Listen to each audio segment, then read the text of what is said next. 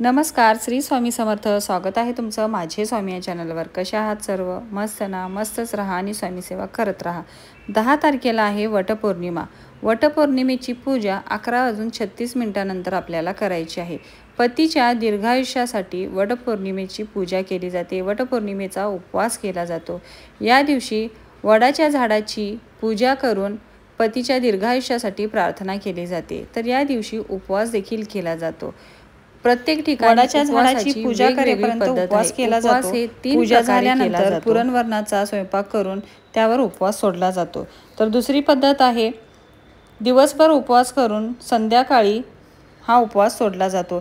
दिवसभर तुम्ही फराळाचे पदार्थ घेऊ शकता. चहा, कॉफी, फळं वगैरे घेऊन तुम्ही संध्याकाळी वडाच्या झाडाची पूजा करून हा उपवास सोडला जातो. तिसरी पद्धत अशी आहे की दिवसभर म्हणजे 24 तास हा उपवास केला जातो. दुसऱ्या दिवशी तुमच्याकडे जशी पद्धत आहे तशा पद्धतीने तुम्ही उपवास करू शकता. वटपौर्णिमेच्या दिवशी सकाळी उठल्यावर आंघोळ वगैरे करून नंतर उंबरठ्याचे पूजन करावे, तुळशीचे पूजन करावे. त्यानंतर देवघरातील देवतांची पूजा करून मग आपल्याला बाकीची जी काही आपला स्वयंपाक आहे किंवा वडाच्या झाडाची पूजा आहे ती करायला पाहिजे. सर्वात आधी उंबरठ्याचं पूजन करा, दारामध्ये एखादी छानशी रांगोळी काढा आणि घरातील देवतांची पूजा करा आणि मग तुमची बाकीची जी कामं आहेत तर वडाची पूजा करत असताना सर्वात आधी कापसाचं एक वस्त्र अर्पण करायचं आहे. त्यानंतर विडा ठेवायचा आहे. विड्याची 2 पानं घ्यायची आहे. त्यावरती खारी, खोबरं, हळकुंड आणि एखादं नाणं. त्यानंतर या दिवशी वटसावित्रीची ओटी देखील भरायची आहे. वटसावित्रीची ओटी भरत असताना तुम्हाला एक खण घ्यायचा आहे, थोडे गहू घ्यायचे आहे आणि आंबा घ्यायचा आहे. तर खणवर गहू आणि आंबा ठेवून तुम्हाला ओटी भरायची आहे.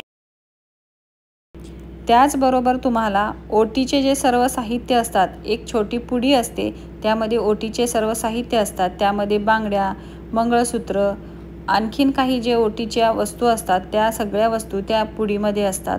तर ते देखील तुम्हाला त्या ओटीवर ठेवायचं आहे. आणि जो धागा आपण आणलेला आहे, वटसावित्रीची या दिवशी ओटी भरायची 7 वेळा आपल्याला वडाच्या झाडाला गुंडाळायचं आहे.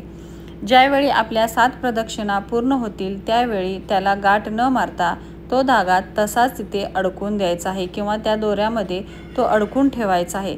त्या धाग्याला गाठ बांधायची नाही. त्यानंतर वडाच्या झाडाची त्यानंतर 5 सुवासिनी महिलांची ओटी भरायची आहे.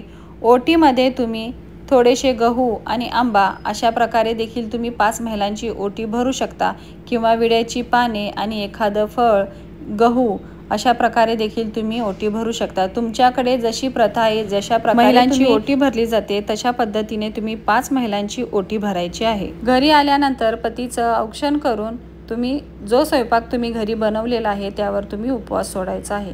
तर अशा प्रकारे तुम्ही वटसावित्रीची पूजा या दिवशी करू शकता. आणि घरामध्ये जे काही तुम्ही बनवलेलं आहे, पुरणवरणाचा नैवेद्य जर तुम्ही बनवला नसेल तर दुसरं काही तुम्ही शिरा वगैरे गोड बनवून त्यावर देखील तुम्ही उपवास सोडू शकता. तर अशा पद्धतीने वडाच्या झाडाचं पूजन आपल्याला ज्यांना मासिक पाळीची अडचण आहे त्यांनी फक्त उपवास करायचा आहे, वडाच्या झाडाची पूजा करायची नाही. गरोदर महिलांना जर शक्य असेल उपवास करणे, वडाच्या झाडाची पूजा करणे त्यांना शक्य होत असेल तर त्या देखील ही पूजा वडाच्या झाडाची करू शकता. अशा प्रकारे आपण वडाच्या झाडाची पूजा करून पतीच्या दीर्घायुष्यासाठी प्रार्थना करू शकतो. या दिवशी कोणत्या बांगड्या घालाव्या, या दिवशी कोणती साडी नेसावी, तर याबद्दल बरेच प्रश्न येतात. तर आपण लग्नामध्ये जी साडी नेसलेली आहे, लग्नाची जी आपली साडी आहे, तर ती साडी तुमच्याकडे जर आत्ता असेल तर ती साडी तुम्ही नेसा. जर ती खराब झाली असेल तर तुम्ही काठा पदरची, हिरव्या कलरची, लाल कलरची देखील साडी नेसू शकता. सुवासिनी स्त्री ही हिरव्या बांगड्या घालते. हिरव्या बांगड्या हे सुवासिनी स्त्रीचं प्रतीक आहे, तर सुहागनचं ते प्रतीक आहे. तर तुम्ही या दिवशी हिरव्या बांगड्या घाला. तर अशा पद्धतीने आपण वटसावित्रीची पूजा, वटपौर्णिमेचं व्रत जे आहे ते आपण करायचं आहे. तर आजचा व्हिडिओ इथेच थांबवते. कसा वाटला तुम्हाला आजचा व्हिडिओ नक्की कमेंट करा. व्हिडिओ आवडला असेल तर चॅनलला लाईक, शेअर आणि सबस्क्राईब करा. तोपर्यंत सर्वांना श्री स्वामी समर्थ.